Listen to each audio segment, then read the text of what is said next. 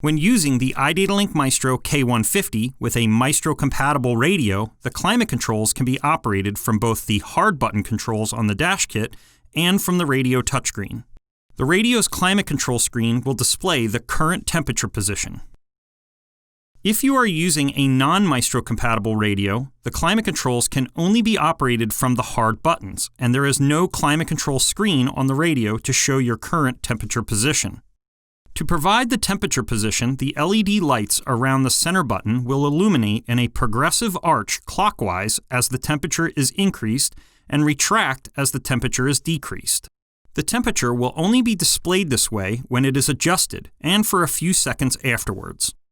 At any time, you can view the current temperature by pressing the center of the temperature or fan speed knobs. For more information about iDatalink Maestro products, visit www.idataLinkMaestro.com.